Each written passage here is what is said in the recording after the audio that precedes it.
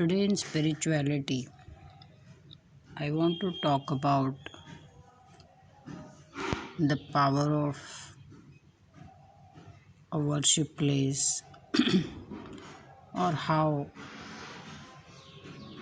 because of your spirituality, a certain spiritual aura gets built. So, I was at this worship place and I had my backpack with me and one small minivan was sent to the reception to collect me, and then I go to the accommodation. So as the minivan came along, I put my backpack on the roof of the minivan, and then I'm getting transported along with other passengers to the accommodation. So I reached my accommodation. I took off my bag. So I was the one who had put the bag on, and then I'm also the one who's taking the bag off. Little bit help with the driver, of course. So I got my bag off and I go in the accommodation,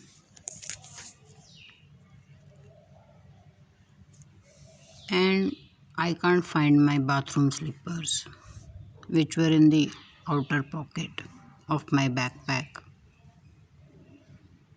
And mostly my things don't get stolen or they don't go missing. And if something like this happens, I immediately understand there is something not okay with the vibe of the place or the people. And I immediately said to myself, there is something not okay here.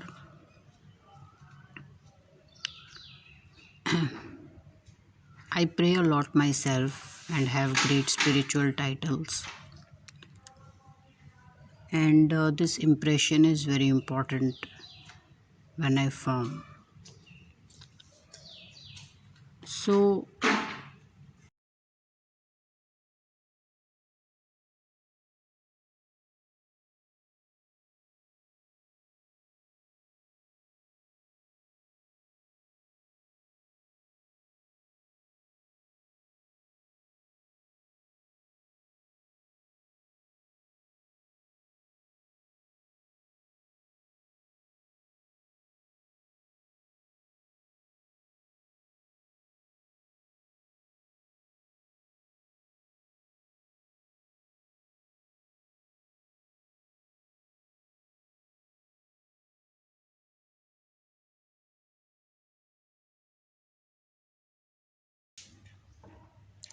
next day when I'm waking up, I had a dream. In that dream, I see my slippers right where down where if I were to get off from the bed and to wear them, and then I remember seeing the slippers so well in the dream, and I right away said I shouldn't have said that my slippers are missing or I have lost my slippers. So I say this in the dream, and after some seconds the dream is over, and then I realize something.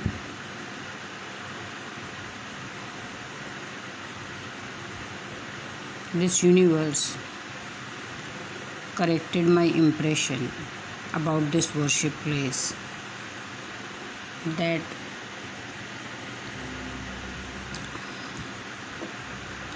even though you may have lost your slippers or the slippers went missing, you shouldn't form a certain bad impression or a vibe about the place.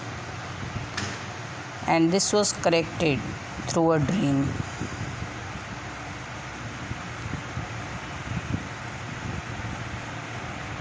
So this is how powerful some worship places are.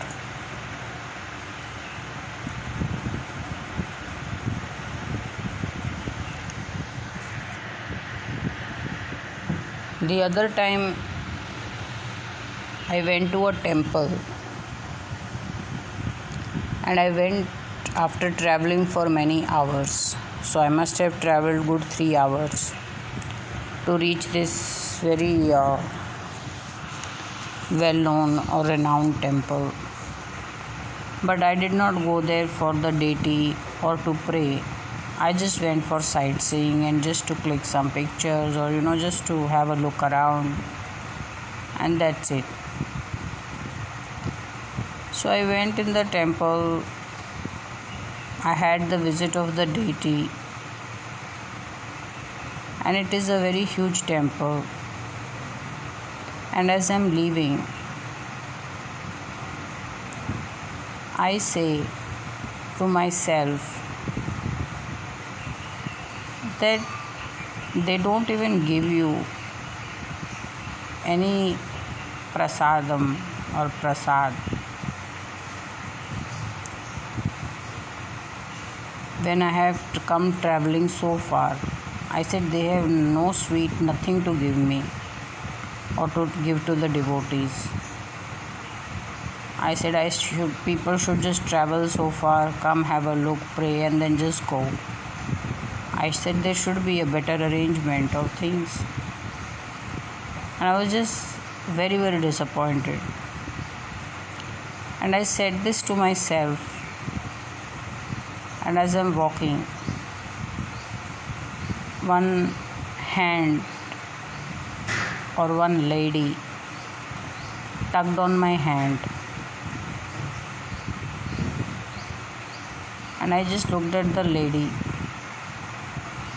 and I think her husband was giving sweets to people.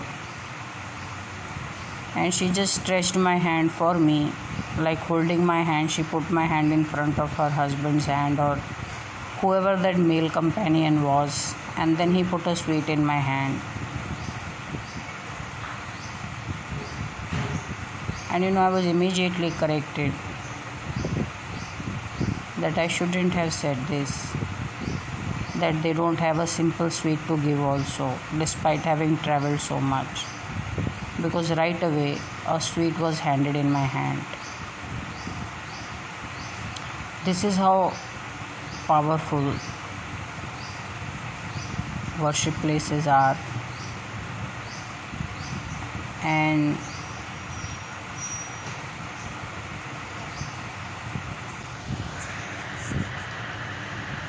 they are at work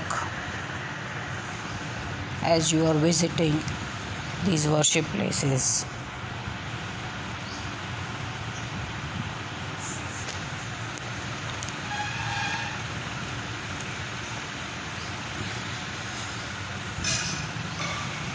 So this is a person, I tell you another incident. This is a person who holds a very high stature as a almost of a priest. And it's almost like whenever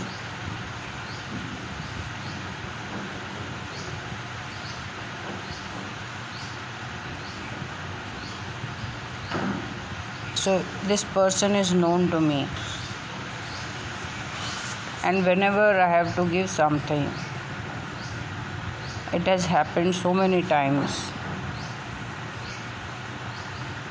that I have decided to give let's say if I've cut an apple, I've decided to give the smaller piece to this person and keep the bigger piece with me. Or if I've made something, give a smaller portion to this person and keep the big portion with me. So not very markedly a big portion or small portion, but very small difference. But if I've ever gotten into that, it always happened that I accidentally landed up myself taking the smaller portion and giving him the bigger portion.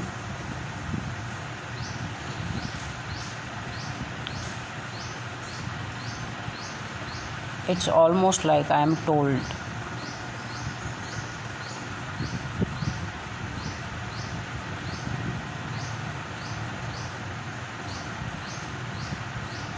this is how it should be, and you should consciously make the decision or be have the awareness that you give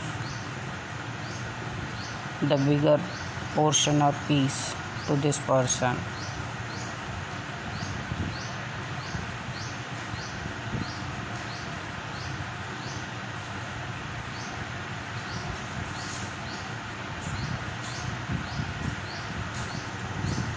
Then there is another person who's also almost holds like a spiritual stature of a priest,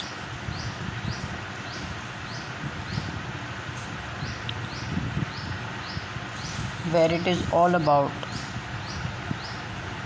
sucham or cleanliness, because he is a priest of such high order. Couple of once in a while it had happened that I had used the same spoon I used for one thing and I ended up using for the other, despite my conscience telling me change the spoon. And I said it's okay.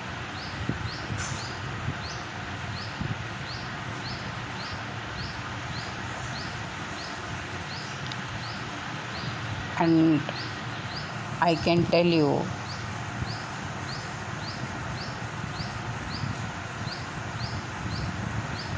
because I did not use the absolute top order cleanliness of changing the spoon or using the same spoon maybe for curry and then for maybe for this another curry or something like that,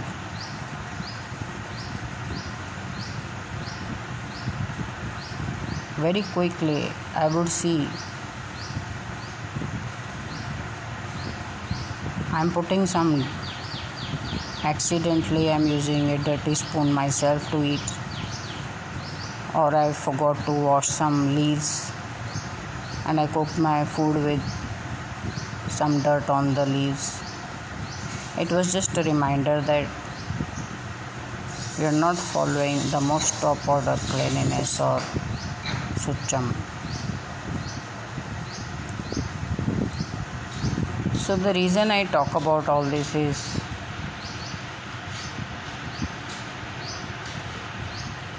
that as we pray or as we are, a certain spiritual aura or energy gets built around us.